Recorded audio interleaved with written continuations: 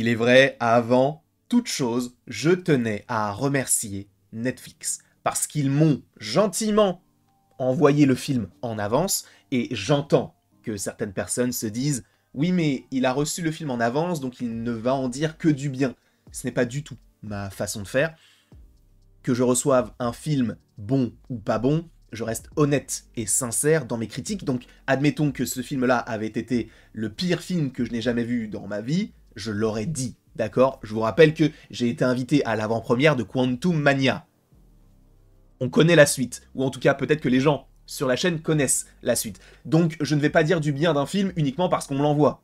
C'est gentil à eux, mais si je ne l'ai pas aimé, je ne l'ai pas aimé. Et pour le coup, ce n'est pas le cas, dans le sens où j'ai vraiment bien aimé le film La Demoiselle et le Dragon. Par ailleurs, petit poster à l'appui, un film où on retrouve un casting quand même assez conséquent avec évidemment Millie Bobby Brown dans le rôle d'Elodie, on retrouve également Angela Bassett, cette reine tout simplement. On retrouve également Robin Wright et Nick Robinson pour ne citer que. Et je ne vais pas vous mentir, en ce mois de mars 2024, eh bien, j'y trouve mon compte sur Netflix, parce qu'on avait commencé en ce 1er mars avec Spaceman, notamment avec Adam Sandler, encore une fois pour ne citer que lui, et c'était un superbe film. Par ailleurs, merci beaucoup pour tous vos retours sur la vidéo, je ne pensais pas qu'elle vous plairait, entre guillemets, autant, donc merci beaucoup à vous. Mais là, on est sur un tout autre registre, on est sur une histoire un petit peu, totalement fantastique, de l'heroic fantasy, je ne sais pas comment on pourrait appeler le genre de ce projet-là, où donc on va retrouver donc Millie Bobby Brown interprétant le personnage d'Elodie, qui va être en gros contactée par la reine de leur royaume, pour ainsi marier son fils, afin de faire des alliances, etc. Millie Bobby Brown, donc, dans ce projet-là, en la personne d'Elodie, ou en tout cas princesse d'Elodie, va donc devoir traverser une longue épreuve, puisqu'en gros, c'est dans le pitch du film. Je ne spoil pas vraiment grand-chose, mais on comprend très simplement que, eh bien, elle n'est pas appelée uniquement pour se marier avec le prince, mais surtout pour, en gros, donner à manger à un dragon.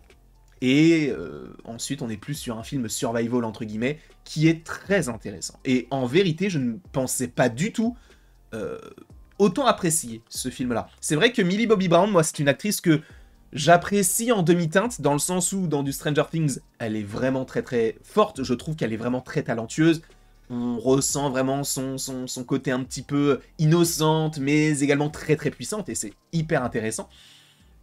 En revanche, dans du Monsterverse, avec du Godzilla Roi des Monstres, où elle ne fait que dire « maman, papa », et dans un film Godzilla contre Kong, où elle ne sert strictement à rien, et elle va au Japon. Oh, ok, d'accord, ça marche. Sans l'accord de son père, enfin, sans... elle conduit une voiture. Elle est au lycée, tout va bien. Bah après, bon, tu vas me dire, aux États-Unis c'est différent, mais c'était pas le sujet de cette vidéo. Dans ce Monsterverse, je l'avais trouvé vraiment pas forcément très très bonne, on va dire. Dans le sens où elle n'avait pas de très bon dialogue, et ce n'est pas forcément de sa faute, puisqu'il y a également la direction qui est derrière, et qui, forcément, te dit, si tu joues bien, ou si tu joues mal, ou la direction qu'elle peut te donner, bref, il y a quelqu'un derrière, donc il ne faut pas forcément fustiger l'actrice en question. Et pour le coup, dans ce projet-là de La Demoiselle et le Dragon, je la trouve très cohérente, très...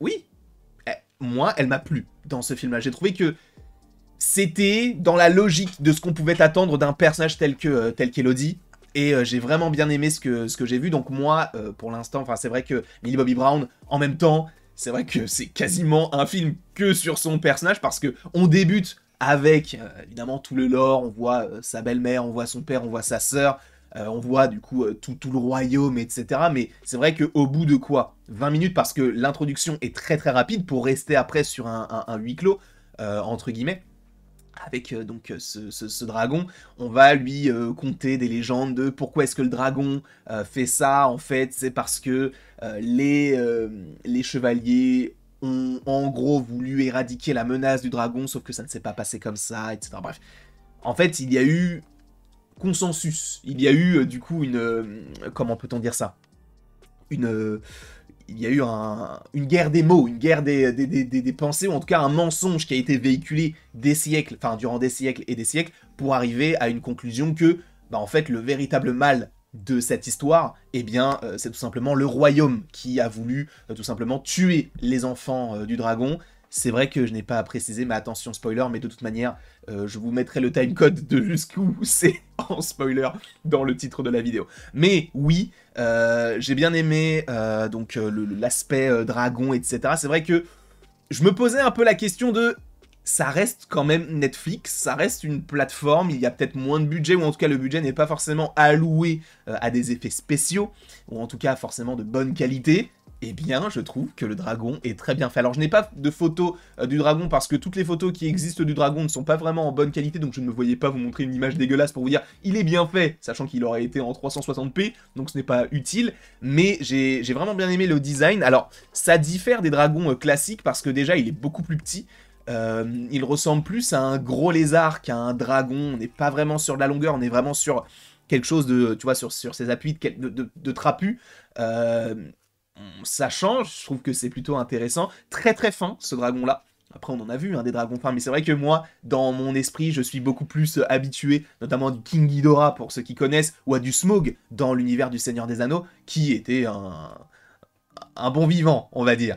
Et pour le coup, dans ce film-là, on a un dragon qui diffère physiquement, pas forcément au niveau de la tête, mais plus au niveau du corps.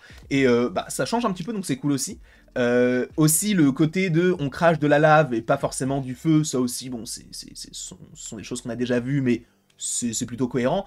Mais c'est vrai que dans ce film-là, on se dit, mais les gars, elle est cool, hein, y a pas de souci. Elle est face à un dragon qui a tué je ne sais pas combien de personnes, d'accord ?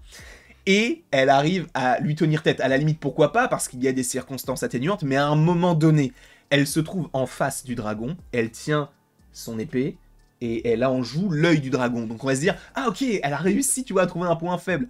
Le dragon n'a tout simplement qu'à cracher du feu. Et elle est morte. Sachant qu'à ce moment-là, le dragon voulait la tuer. Donc tu te dis, attends, là, le dragon peut faire n'importe quoi, même, tu vois, la surprendre avec un coup de queue ou un coup de griffe. Non, non, non, elle ne fait rien. Et tu te dis, bon, bah, écoute, à un moment donné, c'est vrai que pour la diégèse, c'est plus intéressant d'avoir cette confrontation, notamment de discours, parce que d'un côté, on a, eh bien, Elodie, qui va faire comprendre qu'elle n'est pas de sang royal, parce qu'en gros, le dragon ne mange que des gens de sang royal pour se venger de tous les œufs qui ont été mangés, enfin, en tout cas, tués plutôt, par les humains, et donc, elle n'est pas de sang royal, sauf que il va y avoir un mélange de sang qui va faire que... Vous savez, je n'ai pas besoin de vous le réexpliquer, mais donc on est dans tout cet aspect-là qui est plutôt intéressant dans ce discours-là, mais c'est vrai que, sur le principe, on se serait dit, bah frérot, t'as juste à la pousser du nez, et c'est bon, elle est morte, hein, sachant que derrière, je crois qu'il y avait un gouffre. Bref. Mais c'est assez intéressant aussi d'avoir l'ingéniosité du personnage, de savoir comment est-ce qu'elle va utiliser les éléments mis à sa disposition afin de se sauver. Il y a même un moment, encore une fois, où elle semble trouver une sortie, sauf qu'elle est en plein milieu. Bah en fait, c'est tout simplement cette scène-là, où elle est en plein milieu d'une montagne, donc si elle saute, bah elle meurt. Mais il y a un aspect qui est dommage, dans le sens où bah, le dragon arrive, il va la tuer, sauf que le dragon voit d'autres humains et il part. Ça, je comprendrais jamais, ce genre de choses. Tu as le temps de la tuer et après d'aller les voir. Et tu peux les tuer très facilement en plus. Ils sont 4, tu peux leur cracher encore une fois de la lave, c'est tranquille. Il y a des petits moments où tu te dis, on aurait pu trouver une autre solution. Mais dans sa globalité, moi je trouve que c'est plutôt satisfaisant. Le film est très bon, c'est un bon film d'heroic fantasy. Je ne sais pas si c'est véritablement le bon genre que j'ai utilisé, mais en tout cas moi j'ai passé un très bon moment. Bon après Robin Wright en la reine Elisabeth n'importe quoi, la reine Isabelle. Oui, pourquoi pas, mais c'est pas forcément le personnage qui va être primordial à mon sens, ça va plus être Elodie et donc Millie Bobby Brown, que je salue par ailleurs. Non pas parce que je la connais, mais je salue son jeu, parce que, bah, pour le coup, je la trouve très intéressante dans ce projet-là. Je n'ai pas vu Enola Holmes, donc peut-être que je serais tenté de me renseigner sur ce projet-là, donc on verra. En tout cas, je vous remercie grandement d'avoir regardé cette petite vidéo sur mon avis concernant la Demoiselle et le Dragon. C'est un film qui n'est en aucun cas révolutionnaire, mais qui pèse son pesant de cacahuètes. C'est pas ça l'expression, je crois pas. Je crois pas. Et sachez que dimanche, vidéo des 100K. C'est tout ce que je vous dis. Je vous fais des bisous, et il ne me reste plus qu'à vous dire à la prochaine, pour la prochaine. Et bien sûr, n'hésitez surtout pas à aimer la vidéo, à la partager, à la commenter et à vous abonner si ce n'est pas déjà le cas.